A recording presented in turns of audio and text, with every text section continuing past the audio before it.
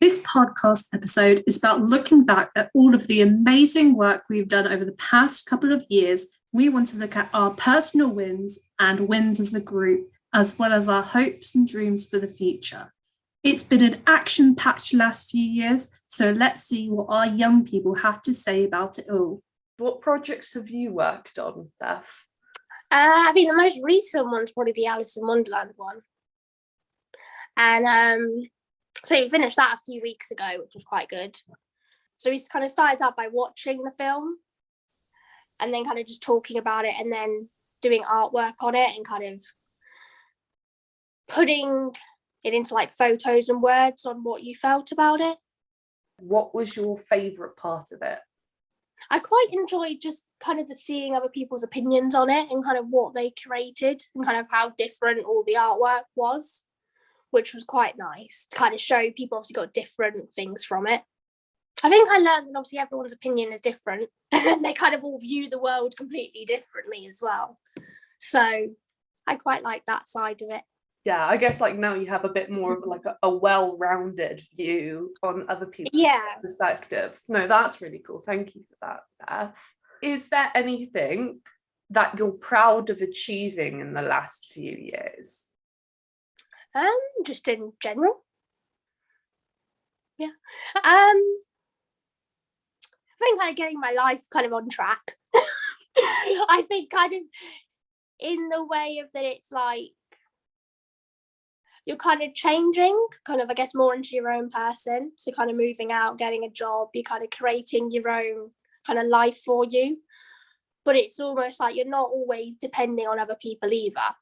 So obviously kind of when you're at school and stuff, it's kind of follow the crowd. Whereas I think after you leave all of that, it's kind of nice a few years later when you are kind of doing what you want. So I think I'm kind of quite proud of that and kind of taking my own path and kind of doing what I would like to do. Which I think is quite nice. So I'm quite proud of that, I think. Yeah, I would definitely be proud of that. Yeah. Like you're living the life you want and you're being independent as you do it, you know. Yeah. I think you're doing fantastic, you know, like you've come so far. Like I remember like I think maybe just before the pandemic we were speaking and you were still living at home. I don't think you had a job at that point. I can't remember exactly. No. And then I guess I spoke to you like last year, I think, and then I found out you've moved into your own flat or house, right? Yeah. You have a dog now, you have a new job, and all like it's amazing really to sort of see the development within you. And I do feel like just sort of speaking to you now compared to when I very first started to speak to you, you've also become a lot more like confident in yourself and like and how in your like ideas and your thoughts. Yeah. And you've I think I'm definitely better at expressing kind of my thoughts and everything. Whereas before I kind of just kept it locked up.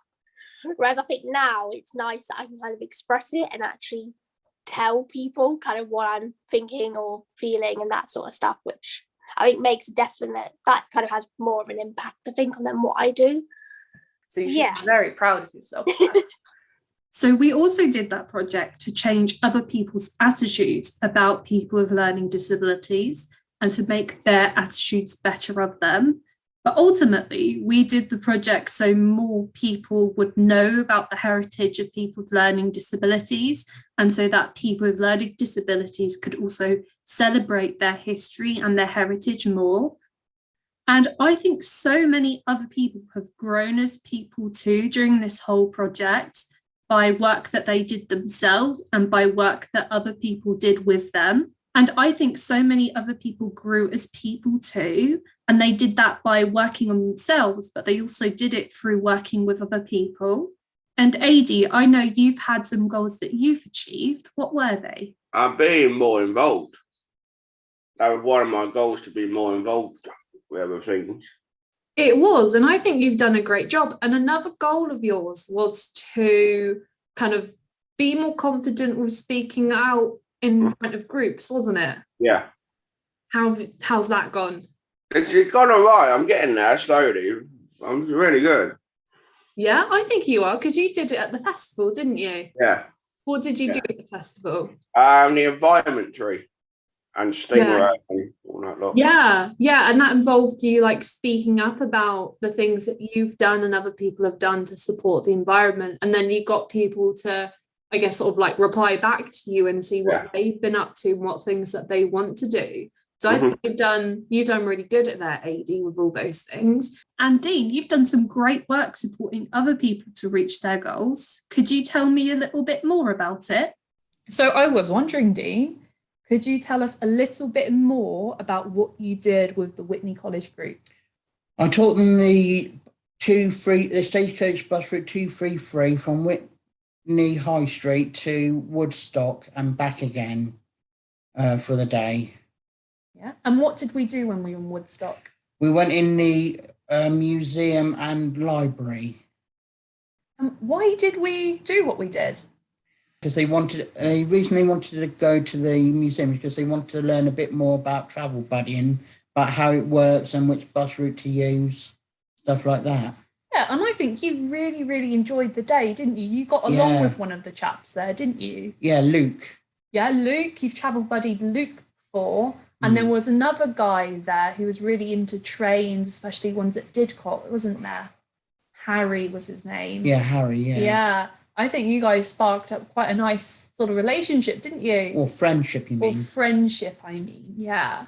I think you two got along quite well. And I think there was chats about maybe doing further stuff with Harry. Maybe gig buddies or travel buddy, I think. Yeah, travel buddy will be better because if it's in the morning, then it'll be better because I don't go out at night. Yeah, that's okay. And how did you find the rest of the day with the guys? Oh, I loved it. If you hadn't asked me to come along with you on that Monday, I would have been stuck, bored. Made a difference for you. Do you think it made a difference for the students? Yeah, I think it made a difference, yeah. Yeah. Give me a bit more. How did it make a difference to them? Making new friends and learning a new bus route and learning a bit in the museum as well. Yeah, I suppose it's a really great step in their independence, isn't it? Learning how to travel, because once they know how to do that, they can go to anything they want. They can do anything they want, which is really, really great. Yeah. Yeah. And then do you think you learned anything? Well, for myself, I actually learned a new route, so... but I won't go on the 233 bus again, though, because it's too small and not a lot of leg room. It was quite bumpy as well, wasn't it? So I prefer double deckers. And I know the guys at the Witney Lives group have had some really great advice to us when the going gets tough, when we're trying to achieve our goals and we're finding a little bit tough. It was about Hakuna Matata, that famous phrase about don't letting yourself down when the going gets tough. And I think that's some really great wisdom for us all to remember. I'm going to share a quick clip of that with you guys.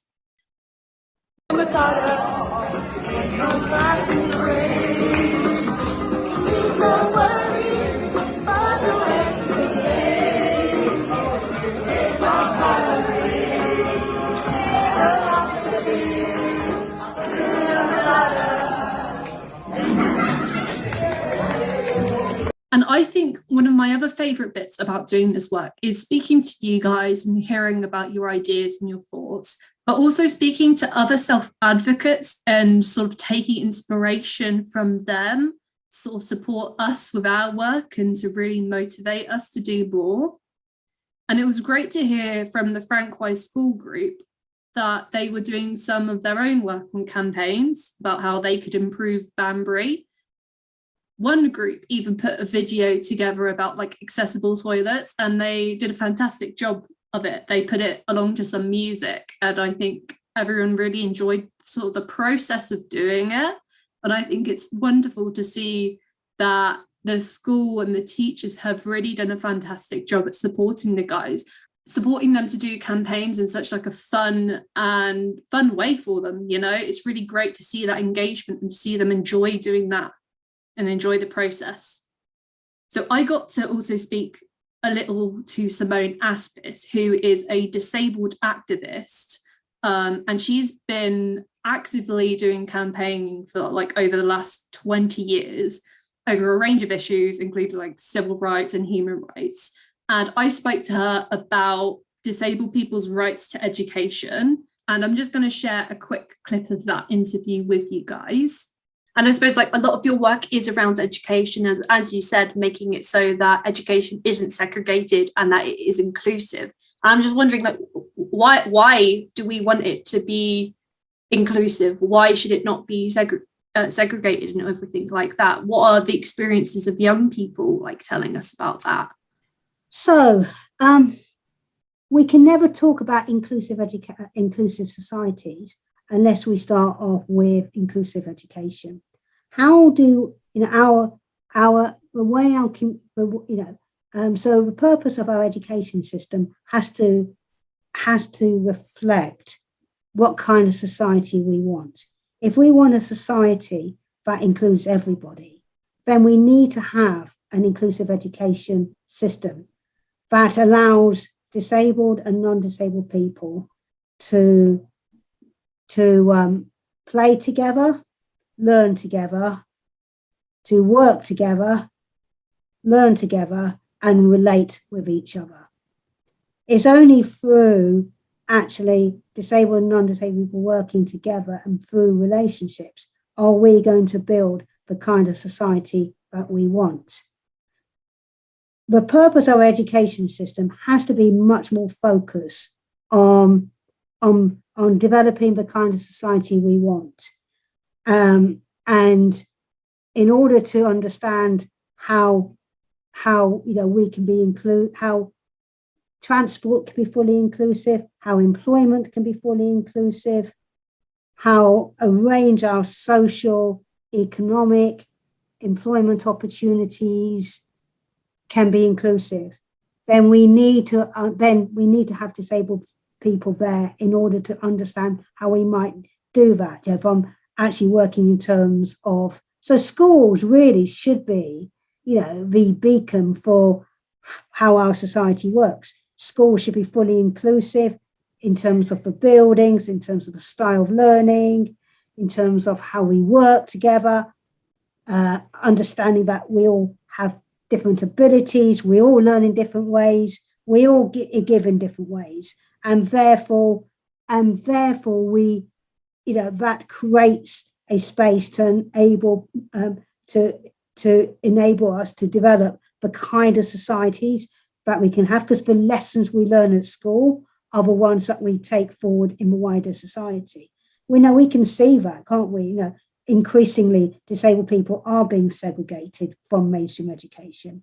Disabled people are being excluded from mainstream education. There's less opportunities for non-disabled people to relate with disabled people. That is, that has had an impact in terms of increasing disability hate crime, disabledist bullying, increasingly more so. The barriers are increasing in terms of disabled people's access in all areas of life, whether that's housing, employment, transport, and the like. And that has been caused, I believe, as a result of the lack of inclusion there is within the education system. Our education system makes it very clear who has the right to be there and who does not have the right to be part of that community. And as long as we allow the increasing amount of children and young people to be excluded and segregated, that has an impact upon actually when non-disabled people grow up, they don't understand, but actually we have the right to be part of that same community.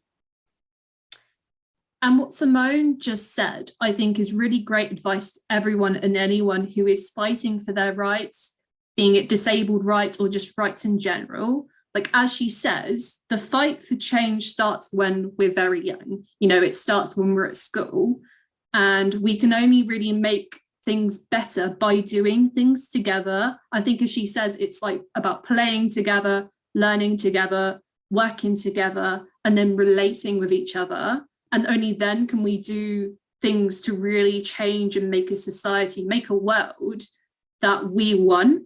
And I think that's great advice for us to share with more people. So please remember those words. And I think as a group, as a charity with working with young people, we've started to do that. It was great to see all of our youth groups from across Oxfordshire come together at a youth festival earlier this year, where we started to talk about this world that we wanted to create. We talked about things that we're proud of personally and about our community and about our group, how we can improve the environment and mental health of our community too. And I think it was a great sign of what amazing things we can do together in the future.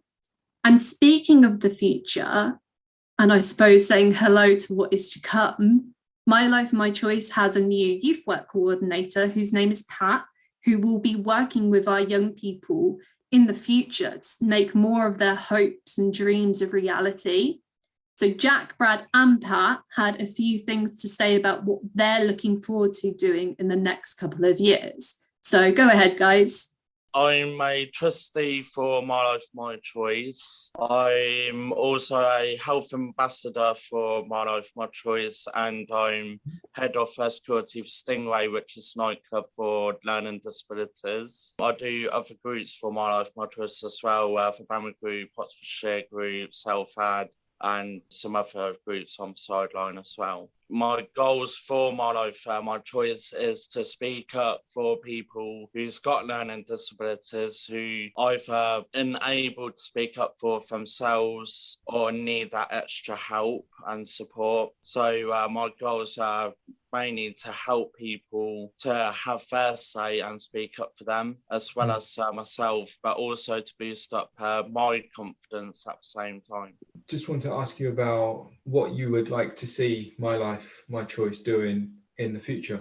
We do a lot already in My Life, My Choice, and at the moment we're working on a We Can't Wait campaign as well. What I'd like to see more is for young people getting involved a little bit more. I know that we're working on that already, but it's nice to see that progress as well. With younger people, they tend to struggle a little bit more, either with confidence, mobility, and that. So it'd be nice to support for younger people that little bit extra. Oh, definitely. Is there anything you'd like to ask me, Brad, about the work that I'm involved in with My Life, My Choice? Yeah, what do you plan on working on with My Life, My Choice in the future? I would like to see more young people involved, definitely, and also doing what some of the older members are doing as well. We've got some self-advocacy groups in the colleges and also in one of the schools, but it'll also be good to get the views from young people about the changes that they would like to see happen. Get more young people involved in campaigns, self-advocacy, and also some activity groups. So it will be good to hear from them about groups that they want to get involved in, what activities they want to do.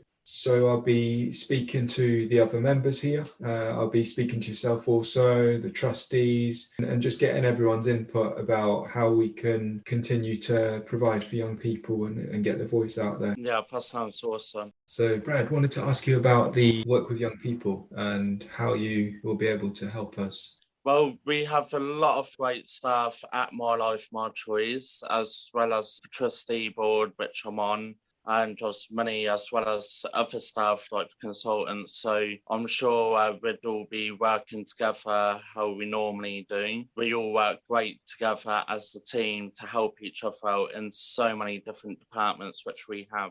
We'd all work together amazingly, especially for young people, as all the staff we have are very caring, understanding, and we will listen and try and help out as best as we can. Thanks, Brad, and I look forward to continuing to work together. Thank you. Thank you. Hi, Jack. I want to ask you about the work that you do for My Life, My Choice. Well, the work that I do is trustees, which I'm actually jobs and money as well. I do travel buddy, and I also support members and support the staff. What do you like about the work of My Life, My Choice? Well, the work of My Life, My Choice, the work that I like is the travel buddy. It helps support younger people who need support of travelling on buses, maybe walking, maybe even going to like an event. It helps support them. What are your goals? So my goal is from moving from trustee, jobs and money to be consultant, because I think it'll beneficial for the charity and might help support other people. What would you like to see My Life, My Choice doing in the future? More events, getting more young people involved and part of the charity, and just more events with young people, getting more involved with all the activities. Our Parliament and this podcast have been supported by the Act for Change Fund for the last 3 years. So Act for Change Fund is a joint initiative between the Paul Hamlyn Foundation and the Esmée Fairbairn Foundation, who have been working in partnership with the National Lottery Community Funds. Thank you so much for supporting us over the last few years.